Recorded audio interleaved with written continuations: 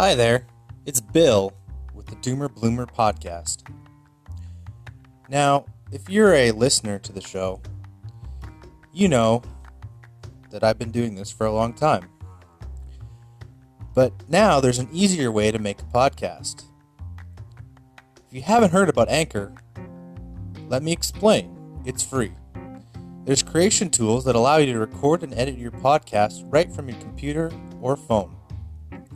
The Anchor app will distribute your podcast for you so it can be heard on Spotify, Apple, Google, Stitcher, and many more. And you can make money from your podcast with no minimum listenership. It's everything you need to make a podcast in one place. Download the free Anchor app or go to anchor.fm to get started. Cheers.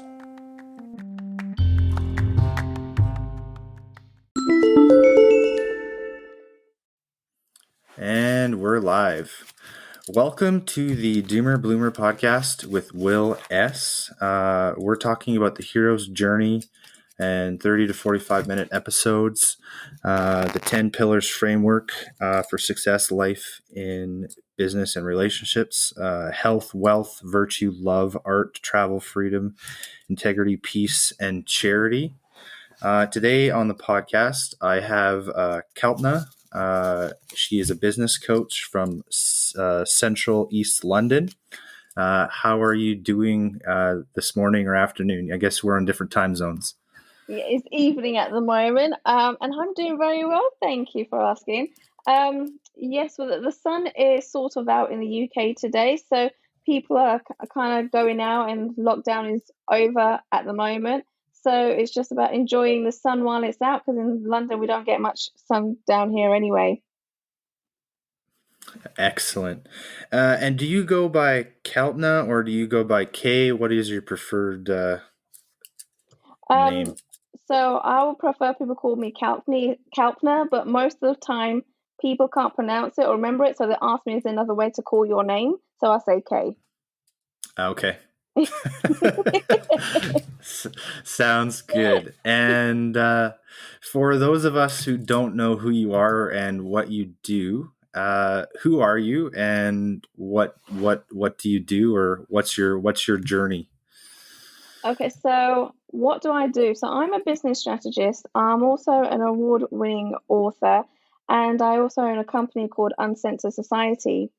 And basically, what that means is I help business owners, entrepreneurs on five main pillars of business, and that is sales, marketing, finance, operations, and leadership.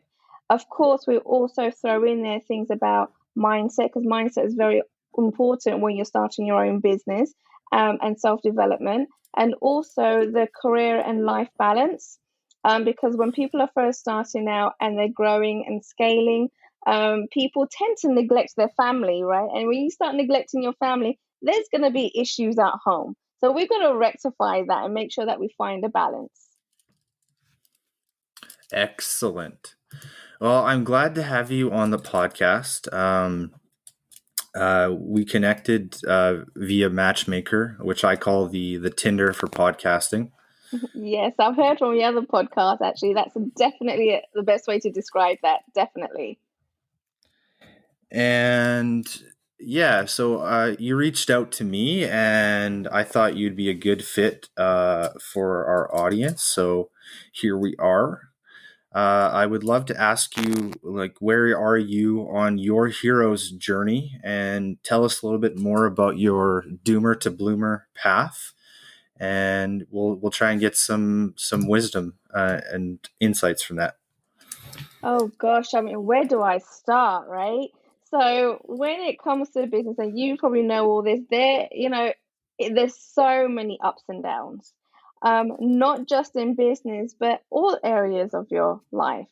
So you got to make sure your health is on point. You got to make sure, you look after your family, your friends, your business. It's just everything it just comes together, and you make sure that there's a balance, right?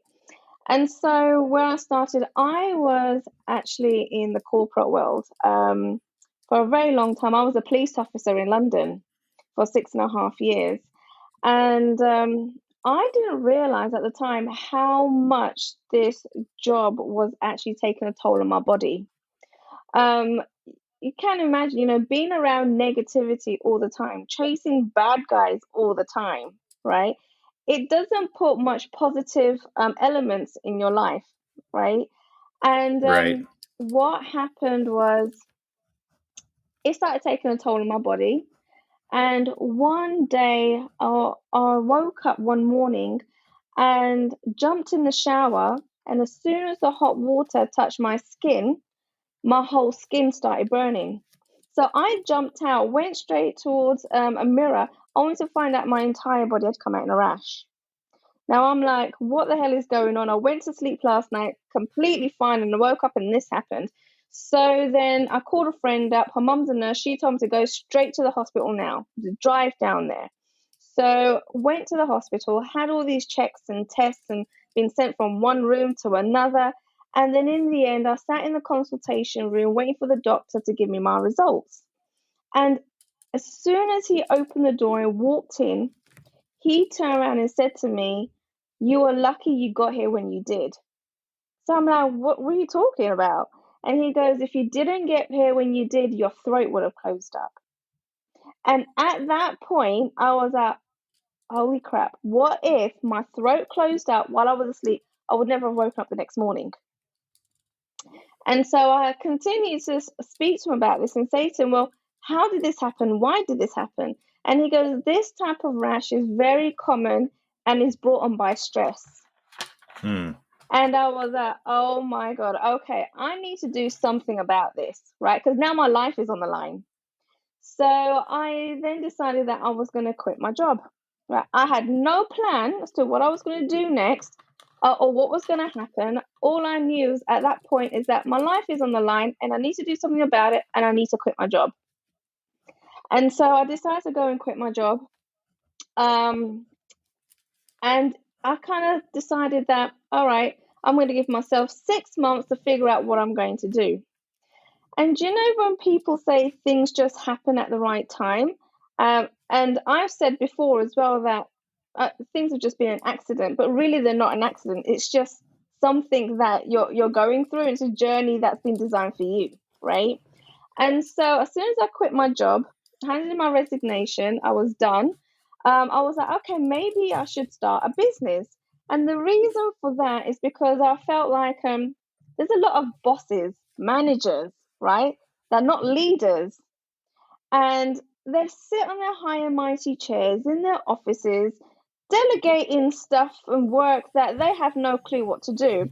And I have come across so many of these managers and bosses that want to make the rules, want to make the policies, but really don't know what it means to actually do the work, right? Well, you're talking of a manager versus a leader. That's a different thing. Exactly, yes. Because in my thought, growing up, I was like, okay, I didn't know the difference. I was like, all right, you go to school, you go to college, you go to university, you get a full-time job, you learn out there in the real world. And then I was like, hold on a second, this isn't adding up to me. I don't understand why people have worked their way up to the top, become a manager, and then what I've seen is they pretty much treat the staff like crap, right? But yet we've been taught that you go out there, you teach people, you coach people, you mentor people, you bring that down, you show your staff how to do this, and it doesn't really work like that. And then one of the other things I learned is that the things that you learn in school, college, all these institutions, it doesn't work like that in the real world.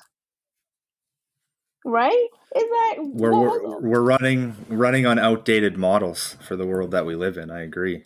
Yeah. And at that point, that's when I opened my eyes and I was like, no, like this doesn't make any sense to me. In the textbooks and the teachers are telling me something different. In the real world, it works completely different. What is this? And it just didn't match up for me. And then what happened? I found that most of my 20s, I was actually going from job to job to job to job to job, right? And I couldn't settle anywhere because I was trying to find a job And I say that in quotation marks, when clearly I wasn't fit for a job. And so a lot of people have dealt with so much adversity with family, with friends, and people just telling me that I need to find a job, I need to settle down. And basically, once I find a job, that's the job I'm going to retire in. Right. And I'm like, wait, what? Yeah. That doesn't unfortunately exist anymore.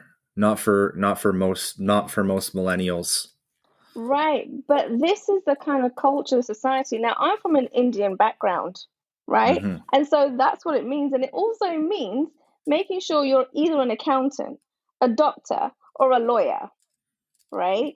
And so Mm-hmm. when I started kind of going at it, even when I became a police officer, it was, oh my God, no, that you cannot be a police officer. Like, that is a dangerous job. You shouldn't be doing that. There's no way that they're going to accept you into the force. And when they did, people were like, their jaws dropped to the floor.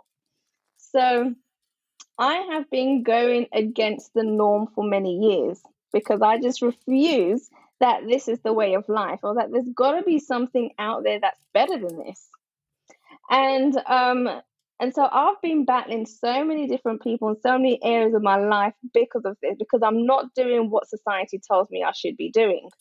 And so once I quit my job in the force, I was then actually approached by somebody else and asked me if I would join their team to work as a campaign manager for, get this, the politics, right? For Liberal Democrat Party. And I was like, this is strange. Like, why would someone just offer me a job like that? Right? That never happens, right? But come to realize that actually happens a lot more often in business. Oh, And yeah. And so I was like, let me give this a go, see what happens. And so I wasn't there for long again, right? Because it wasn't something that I was fit for. But I didn't feel like I was fit for. And so I went through that stage, and then I was like, okay, what am I going to do now? I really wanted to get into events, live events. Okay. I had no qualifications. I had no experience in live events, nothing. But I was like, okay, I want to try and go for this. And people were telling me all around me, they were telling me, well, how are you going to do this? Like, you don't know nothing about events. You don't have any qualifications. You don't have any experience. There's no way you're going to be able to do this. And then I started working events, and guess what? Working events internationally, right? My first event that I went to was in Malaysia. In fact, I was asked to go to Malaysia, right? Be packed, be ready, and I'll be flying out there in 2 days. So I flew out to Malaysia, and that's when I truly got involved in events. And these were events that are around business conferences, right? Right. Digital In the marketers. the hero's journey, that's called the call to adventure. There you go. Right.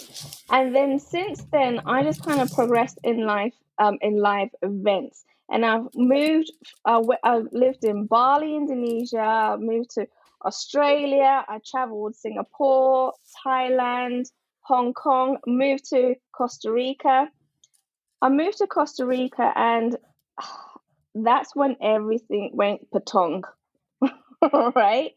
And what happened there, everything was going great. You know, when everything goes great and you're like at the peak, right? There's going to be something thrown at you, life throws at you, that you're going to have to deal with. And that's exactly what happened here.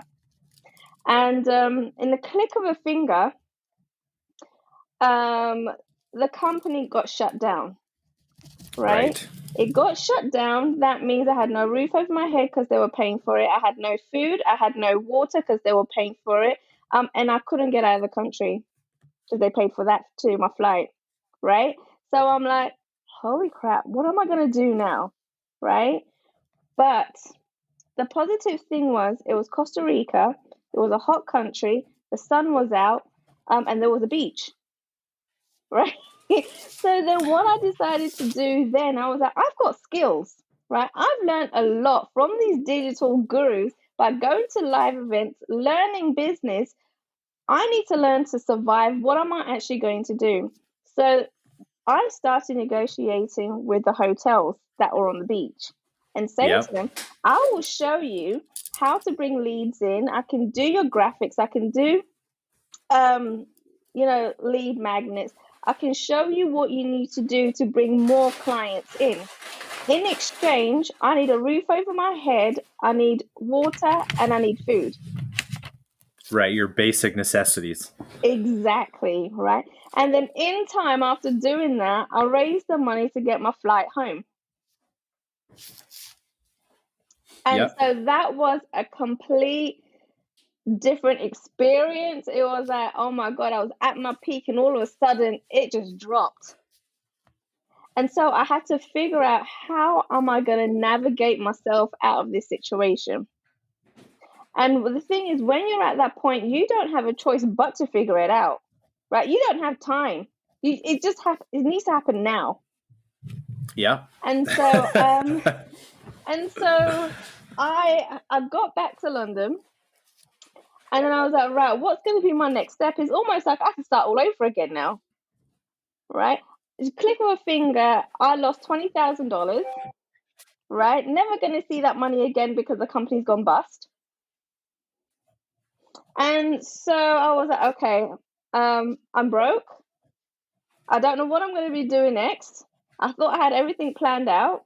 And what I started to do is just reaching out to people, connecting people, because I made a lot of contacts while I was in this industry for a few years.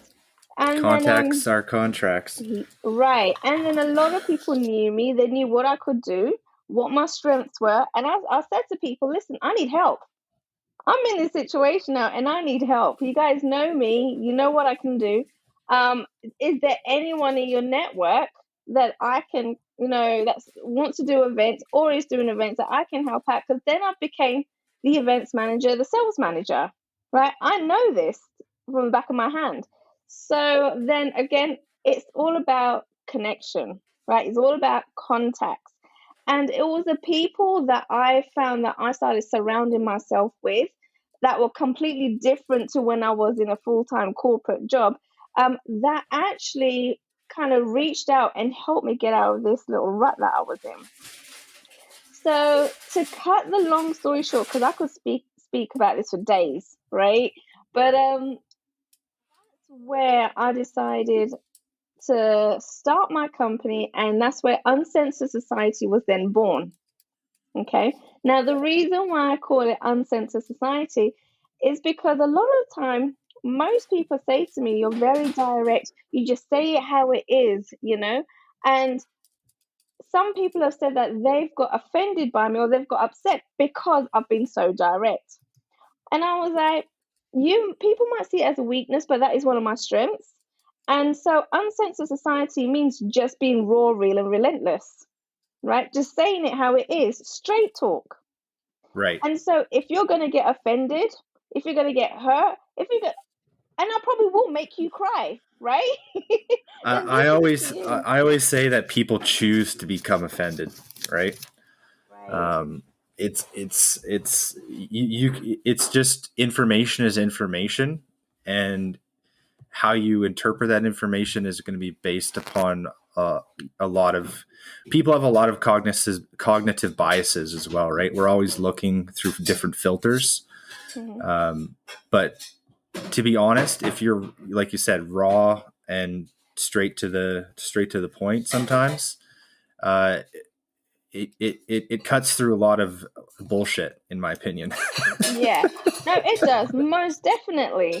There might be people out there that want to be told, want a pat on the back, and being told that.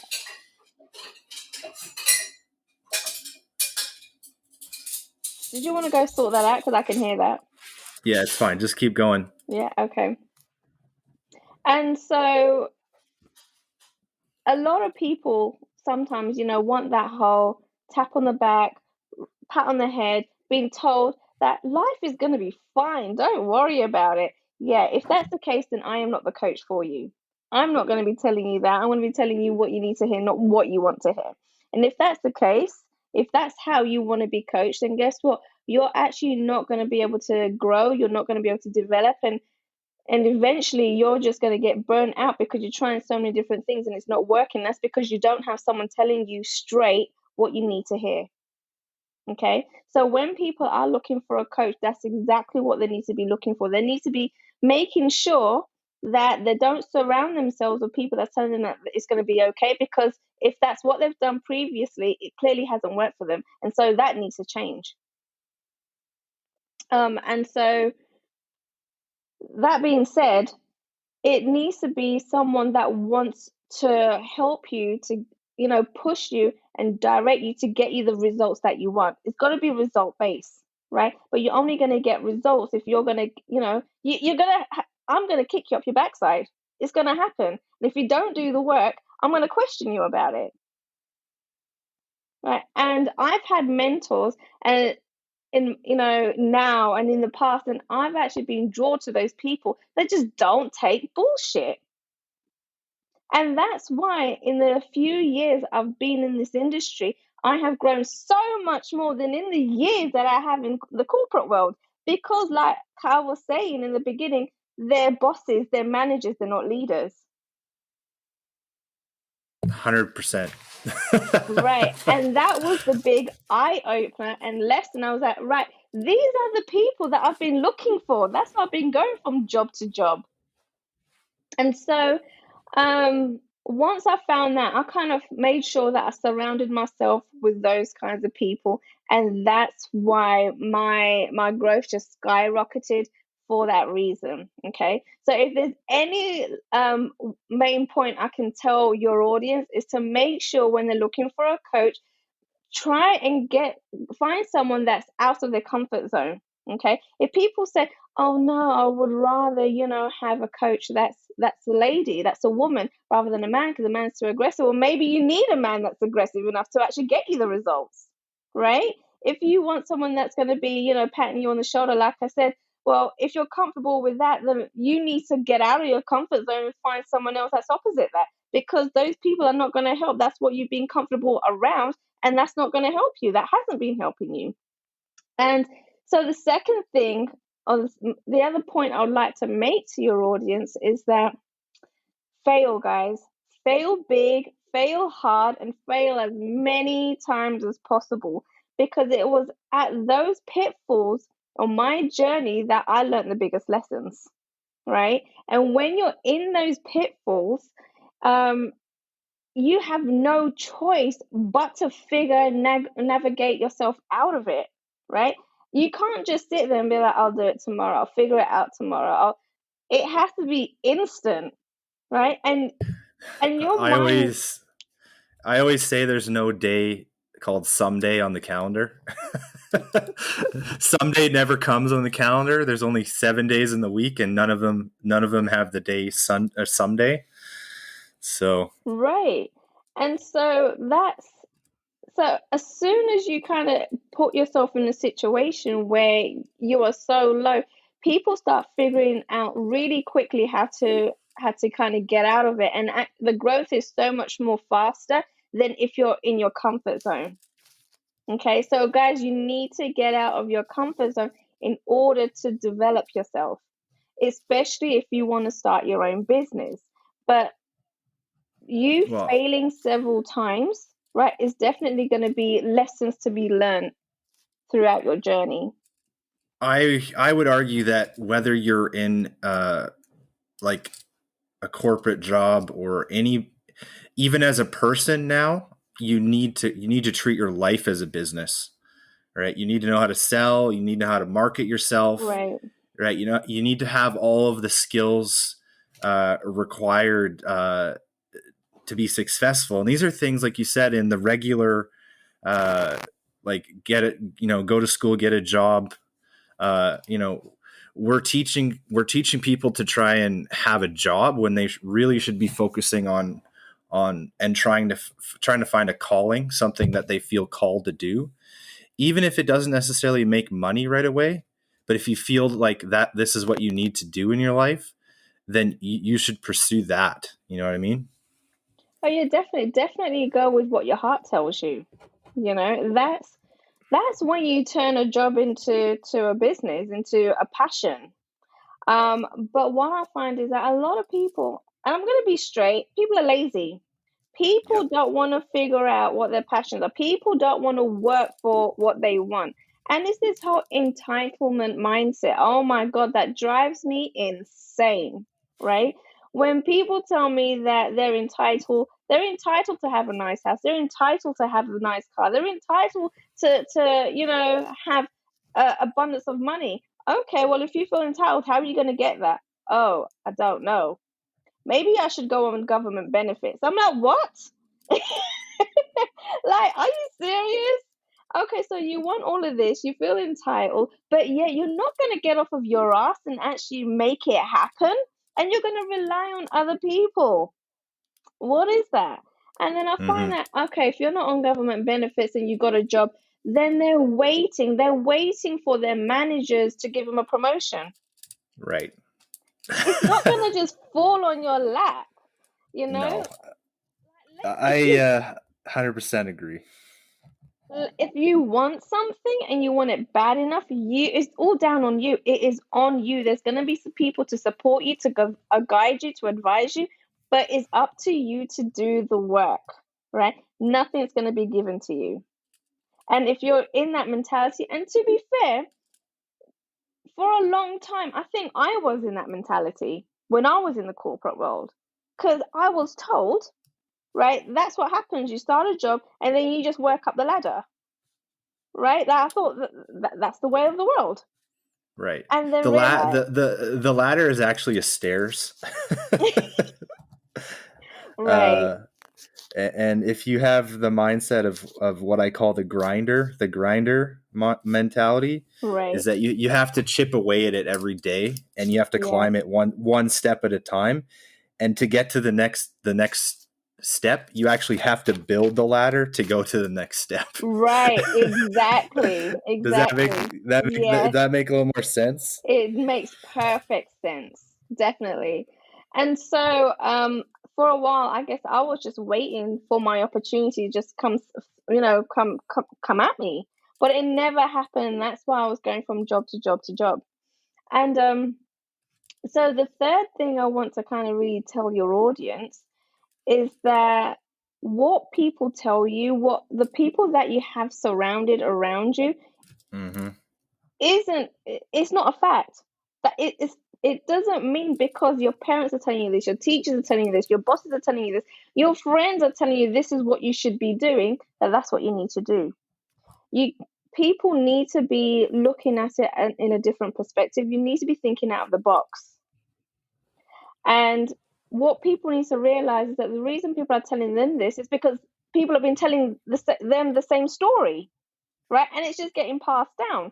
And people have not managed to kind of just get out of their comfort zone and go for what they want to do because they don't believe they can, because they're told that they can't. And so it's down to you to really get out there, to figure out there is a different side of the world. And there is, guys. I've seen it. And the only regret that I have, right, is that I didn't figure this out sooner. Wow. I always say you fall to the level of knowledge and understanding that you have. If I could direct download the information I have right now at 31 back to myself at 21, if I could beam that backwards, I would love to. But right. I think it's important to go through the journey, and you're not always going to progress as fast as you would like. But then sometimes there's going to be spurts where you're going to progress maybe faster than you would like. So it kind of ebbs and flows, in my opinion. Yeah, I mean, definitely. I do have that regret that I didn't figure it out before. But then at the same time, everyone has their different times as to when their transition, when their journey begins, when it starts, right? On their entrepreneurial life. And it happens for a reason. Maybe I had to go through the corporate world and to be a police officer because I've seen so much negativity, I can now appreciate the good. If I maybe didn't go through that, I maybe wouldn't be able to appreciate that. Well, right? your police time would have been what I would categorize or call your doomer period. Um, Hence doomer bloomer, Right, right? So now you've came at least through one cycle of your hero's journey, so that through the dark times, and then you came back the other side through the cave, as they say. You brought in what you needed, and you forged something into something that you're proud of on the other side, right? right, And definitely. that's what Uncensored Society is, in my opinion, right? It's your bloomer period, Yes, right? But if you didn't go through the doomer period, you wouldn't necessarily appreciate or understand what it's like to be a bloomer either, right? right, exactly, definitely. Um, and I think that's you have to go through a journey because it's at those points that you realize, okay, damn, this is what I need to do. Um, and I didn't really think of Uncensored Society before that until I went through all of this, right? Mm-hmm. And then it was just like a light bulb that just goes off about this is what it is, this is what I need to do. And so that journey has also, I'm still on that journey because I'm building and I'm scaling. But even just being in a few years of my entrepreneurial journey, I've learned more in those years than I have in the years in the corporate world. I'm an award-winning author. I actually wrote about my journey in this book. And because I knew what I wanted to write, what I wanted to tell people, I actually managed to lock myself in a room for 30 days and write the entire book. Yeah. And it told like it goes from the days that were really, really dark to the times where I transitioned, what happened, all the different areas of my life. And as I was writing this, like there were some chapters where I was actually crying and writing. I actually put my heart on my sleeve and just let it all out. And I managed to kind of get this book out there, and I got a acknowledgement, a congratulations from the Queen of England, who told me that she also has a copy of my book in her private royal library. Imagine that, right? That's pretty exciting. That's pretty cool. Right, exactly. And I was like, oh my God, loads of people say, they're number one on Amazon, best selling, but how many people can say they've actually got a book in the private royal library? Not many. Right. So that's one thing that I feel like, oh, I stand out from the crowd because I've got something that many people don't. It's pretty unique. And so again, it was just another learning step for me. Absolutely. I could probably take some tips from you because I'm in the preliminary stages of writing a book as well. Okay. I don't want to release too many of the details yet, but they're the working title is called the Broken Link. Oh, nice. Yeah. That sounds interesting. Yeah. So it's in the making and it's coming soon. Right. I'm gonna have a landing page for it soon just to see if there's any interest in it. Okay. But this isn't about me. I'm just the host here, so I would like to keep talking with Kalpna. No problem. And yeah, so now I've really got my teeth in and my claws into building this business that I have, helping as many people. And however, I am very picky with my clients just because of the way I coach people, and it is application based only. But again, it's working with my clients to make sure that they get the results, because that's the number one thing that's important to your clients, that's important for me and business. Okay, actually getting them results. And so going through that journey and working with so many different people, different cultures, different backgrounds, and hearing what their stories, what they've gone through, is something that I feel like is an opportunity that's come to me, because now I can actually bring them to the other side and actually help them go through some of the stuff. And some of them are very similar to my situation, my story, right? But they've gone through it a different way, whether they've struggled through it, whether they've come out of it a lot quicker. But I find that a lot of the stuff that I've gone through, even relationship based, it's something that's all relatable to people. And one of the things that I have found with clients that I've spoken to is they're scared to tell their story. They're so scared that they're going to be judged, right? They don't want to tell people because when they see all these other gurus that are making millions and billions, right? It's like they've got the perfect life. They have But the are perfect. but are they though? Because you it's so easy to fake what your life could be like on Instagram and stuff like that. Oh, definitely. But I'm talking about like the Grant Cardones, right? Right. Like, but he hadn't. He had to build it himself, right? He Right. was doing it for years. 35 years. There you go. And he started from nothing, right? But people, when they're on social media, they just see the perfect life, right? So then they're like, right, he's a guru, he's making all this money. That's what I need to do. But there's so many different steps before you even get to that point, right? Wow. And everyone needs to tell their story because people relate to the different stories. People relate to your situations. There's probably so many people that have gone through bad times just like you have. And there's nothing wrong. And I say this again in quotation marks, there's nothing wrong with being vulnerable. Get vulnerable with your clients, with your audience, because that's what is going to attract the people that you want towards you. My personal coach Jared Bull would say, talk to people on a human level, just human to human, right? We're just human beings going through a path, and sometimes it's easier just to have a human to human conversation, right? Yeah, definitely. I mean, a title is just that, a title, right? But we're all human beings and we've all had different journeys. So you need to speak to someone or people at the same level. But then also make sure your teachings, your educations is something that you pass on through your own journey. And everyone has had different lessons. But definitely the human connection, the contact, and just, speaking to them like a human. Oh, sorry. Like a human is definitely the way that you're going to connect with your audience. And also making sure that as a business owner that you actually get yourself out there.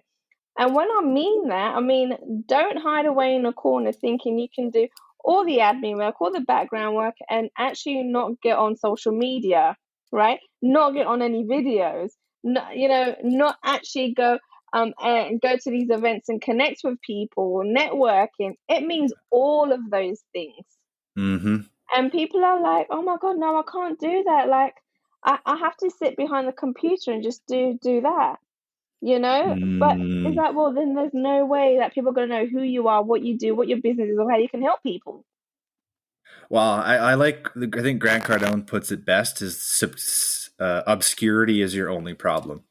If people don't know who you are, what you do, what you represent, how can they ever connect with you, either in business or in life, right? Whether you're trying to sell, market, or promote is irrelevant. If they don't know who you are and can't trust you or your brand, obscurity is your really your biggest obstacle, in my opinion. Right. But he also says the number one thing to do when you're starting a business is promote. Right? Have you watched Undercover Billionaire? We don't get Discovery Plus in Canada now. Damn. So there was a new season out and it had Grant Cardone in there. Basically, you had three entrepreneurs that went to middle of nowhere, right? They were disguised so nobody knew them. They had different identities, different names. And basically, they were given a car, a phone with no contact numbers, and $100 bill, and were told in 90 days you need to build $1 million company. And yeah, and all they got is $100, a truck, and a phone with no contacts. Yeah, I might crack my VPN and binge watch that pretty soon here. Oh my God, it is amazing. And I urge your audience to watch this as well, because seeing it in front of your eyes, what they go through, and they go through some emotional turmoil just like everyone does when they're starting a business. It's not going to be easy. And people say this a lot, but people don't see it. And actually seeing these three entrepreneurs that are billionaires starting from scratch and what they have to go through, just kind of, you get a light bulb. You're like, holy crap, all right, so it's not just me. Everyone has to go through this. It's a must.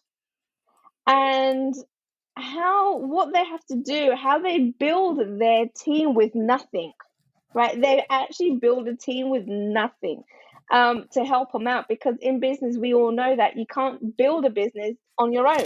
You're going to need help. And so there's so many different tips that people can take from this that I will say to people, it's a must watch. And how I heard about this program was from my mentor.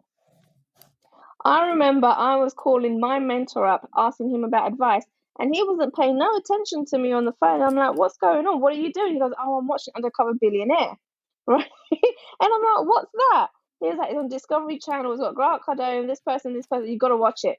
So I started watching it, and I was hooked. And I was like, no wonder he wasn't paying attention on the phone to me, because it gets you so hooked, because there's so many nuggets taken from the show.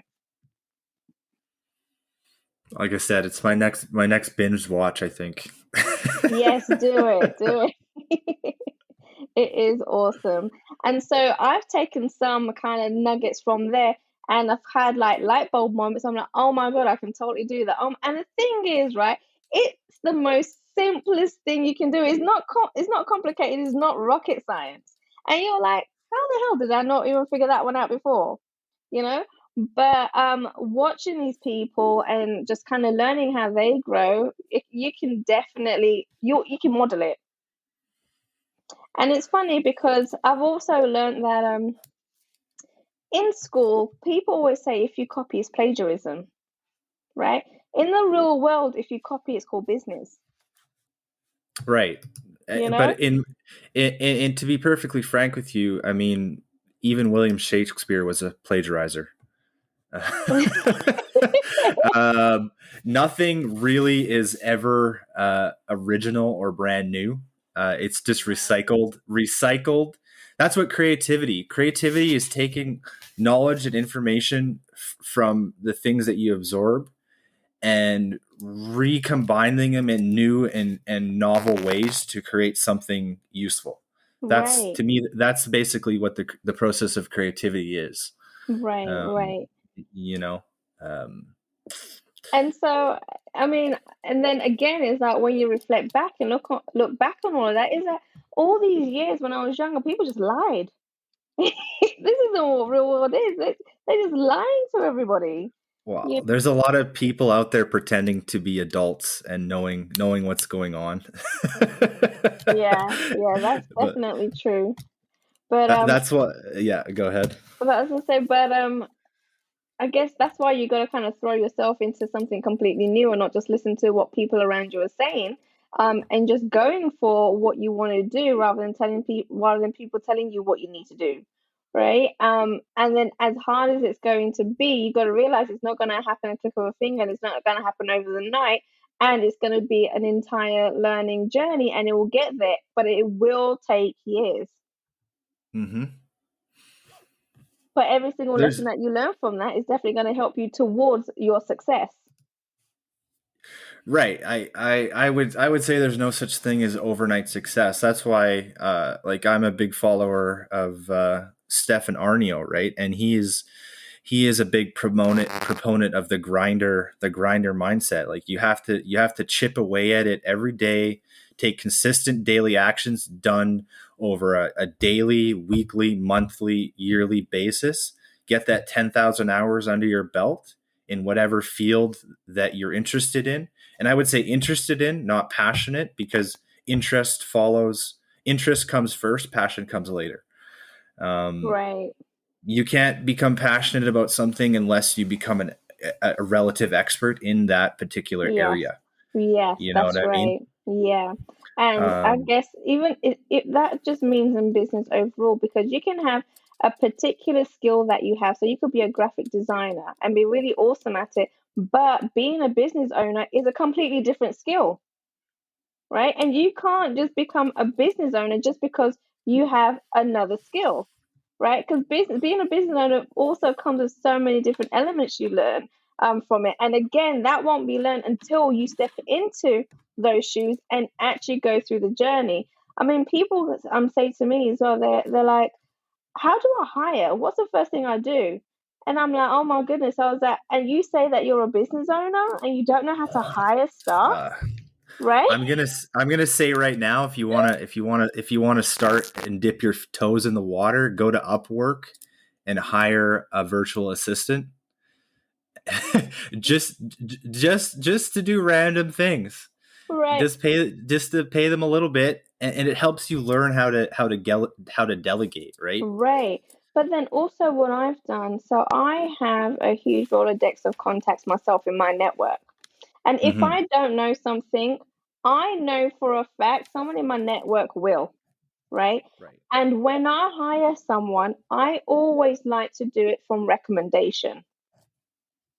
So I even if it agree. is looking for a copywriter, I know someone in my network will know, they'll know hundreds of copywriters. And so therefore I will speak to several people, see what they thought of them, what kind of work they've done, are they happy with it? And then approach that copywriter, for example. But I always think the best solution is to make sure that you hire people on recommendation. Mm, That's the most yeah. easiest way.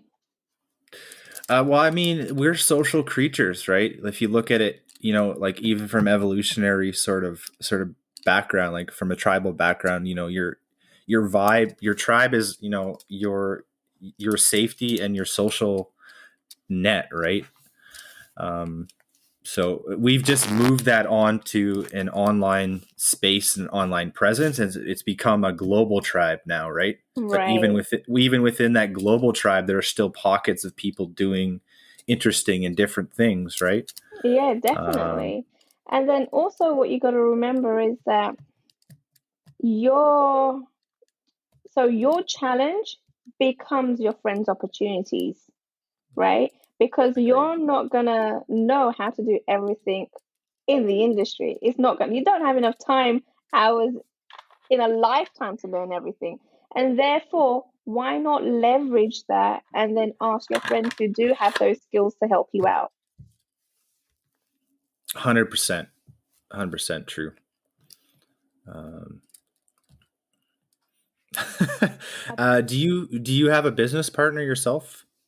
So my business partner is also my mentor. He's actually on the website on Uncensored Society. His name's Tim Johnson. Okay. And oh my God, so if you think that I'm very direct, like he's on a different level, but then also he is a multi-millionaire too. So he's gone through a lot more steps than I have, right? Um, but what's interesting is that I find that he attracts a lot more females, whereas I attract a lot more males, which wasn't Well, the plan going in, but that's just the way that it's worked out. we tend to attract our opposites, right? Yeah, but I guess so. We do, but I didn't. That wasn't the intention going in. I actually thought I'll probably attract all the females and he'll attract all of the males, but it didn't work out that way at all. You know. So yeah, I mean, I'm continuing this journey right now and just kind of promoting myself and learning from gurus like Grant Cardone and just kind of making it happen. But like you said, every day is a grind, and you got to be prepared for that. If you want it bad enough, it won't be a job. It will be something that you're interested, you're passionate about, and you want to make happen. Yeah, and I don't know, like this podcast, like right now, like it's more of an outreach platform, to be honest. But I consider myself, I wear many hats. I'm learning copywriting right now. I'm going Wow. to be putting myself out there as a copywriter. Um, so and I have a lot of knowledge in a lot of different backgrounds, specifically the 10 pillars. That's what I'm most interested Okay. in pursuing. um but yeah, again, this is not about me. But I before we get too off track here, um who are the three people that are the most influential to you? Oh gosh, just three people. Uh, Uh-huh. First, it's got to be my mum, my mother. She um she hasn't pushed me, but she's also told me not to do it. Like, as she's told me not to do it, if that makes sense, right? So she was just Mm. kind of being like, well, if that's what you want to do, then go and make it happen. Do it, you know? And my nan as well. I think my nan has been a huge inspiration because she comes from a cultural background that if you want to make money, if you want to achieve anything, then you got to grind. You got to grind at it. And even to this day, she gets up at like 4:30 in the morning, and that's how her day starts, 4:30, and she keeps going. You know, that's a habit that she's formed, and it's so funny because that's what entrepreneurs, these gurus, tell us, that you need to start your day really early. Yeah, if you're not either going to bed at 5 a.m. or waking up at 5 a.m., that's Stefan Arnio directly. Start your day early, 5 a.m. And Grant Cardone even says it, beat the sun up. Right, exactly. Hmm. Everyone still has the same 24 hours in the day. It's what you decide to work on in those Right. 24 hours, right? Hmm. Definitely. And so, my nan was born and brought up in India, and she traveled from one place to another, and finally got to the UK. But all of that was a journey. That was a grind, and she had to work so many different jobs to get to that point, you know. And she made it, and so, therefore, she is another inspiration to me as well, because I didn't really know her story until I sat down and spoke with her, and I was like, "What the hell, you did that?" And then, do you know what was a shocker to me? Was, I guess I'm so used to, like, when people go from one country to another, like getting on a plane. I was like, "What was the plane like then?" And she was like, "Are you kidding me? We came on a boat. There was no plane. We came on a boat." I'm like, "What?" I'm like, "How many days did that take you?" She's like, "Days, it takes weeks." You know. So it Yeah. again is a different perspective, and life was just so much harder, but yet people made it happen, and now people they're just lazy now.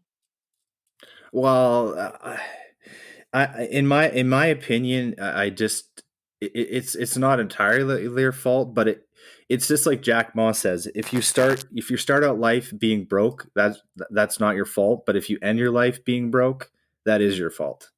Hmm. Right. Yeah, I completely agree. So yeah, I completely agree, definitely.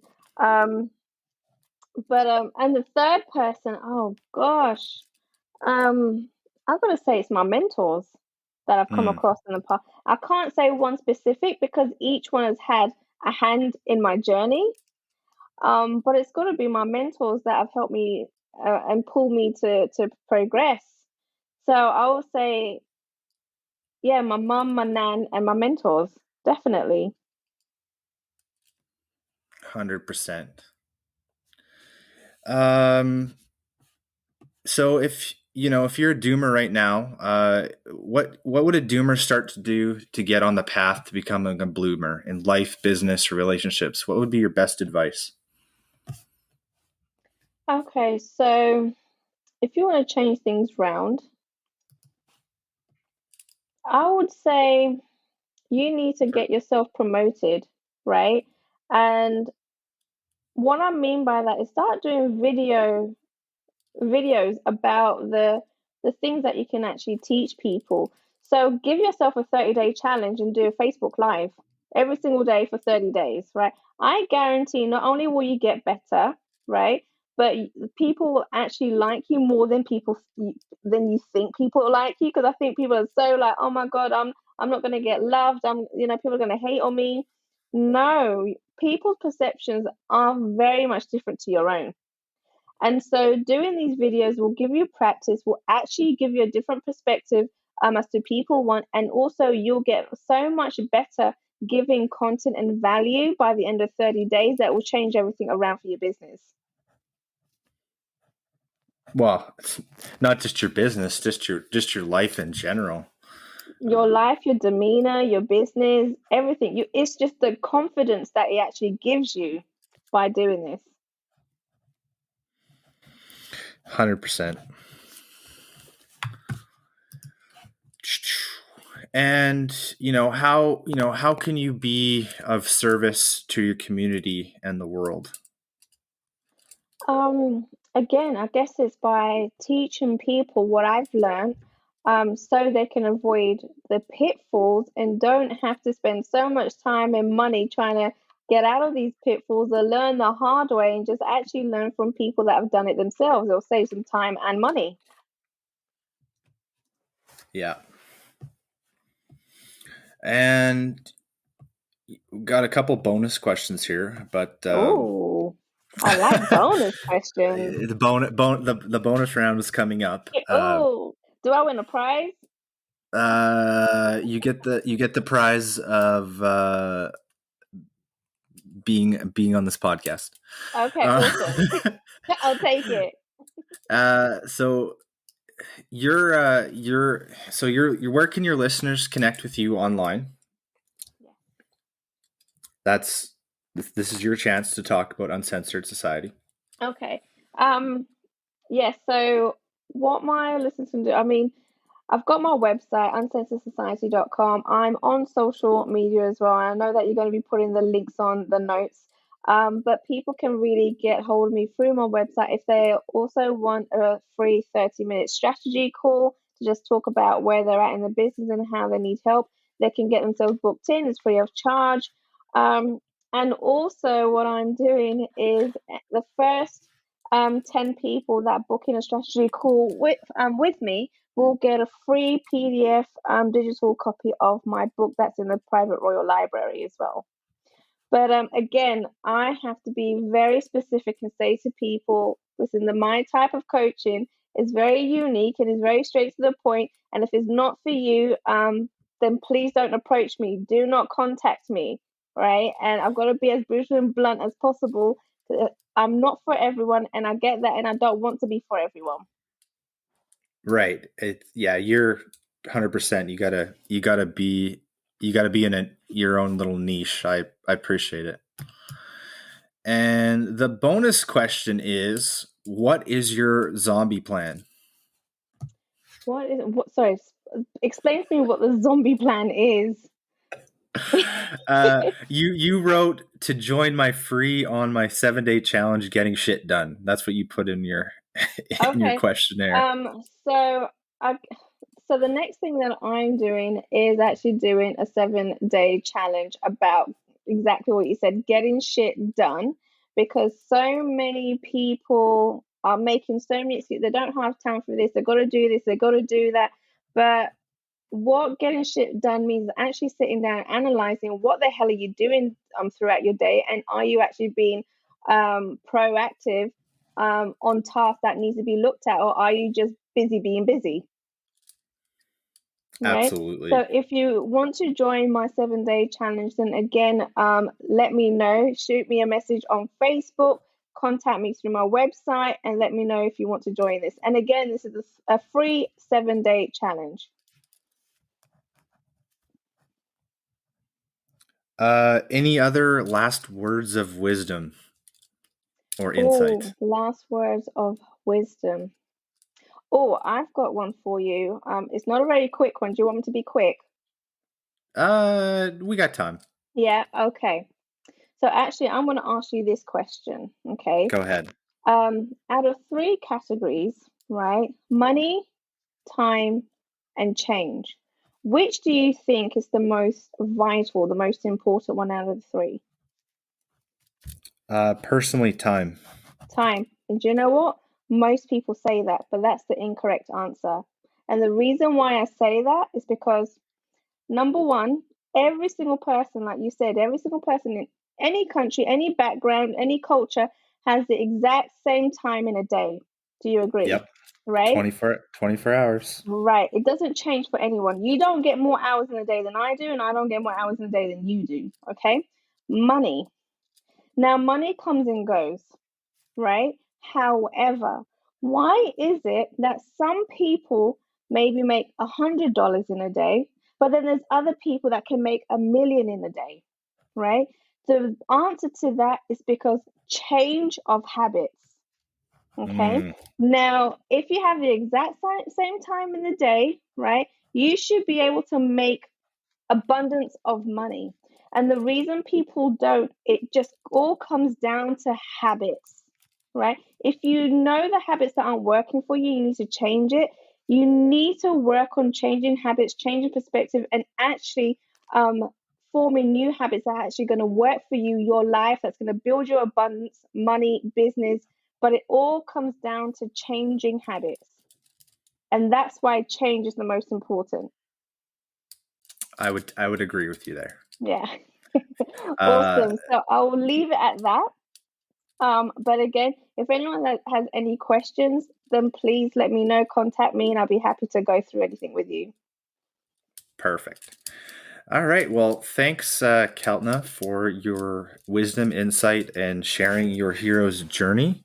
This has been Will S. with the Doomer Bloomer podcast. We are profiling the hero's journey in 30 to 45 minute episodes each week with various people from across the globe, each doomers or bloomers in their own right. You can always contact the podcast directly at the Doomer Podcast on Twitter or on Facebook, Instagram. Those are our main handles. We're also in the Reddit community now at the Doomer Bloomer _89. I'd like to thank you for listening, and everyone, wherever you are in the world, have a great and prosperous day. Good night or good morning. Namaste.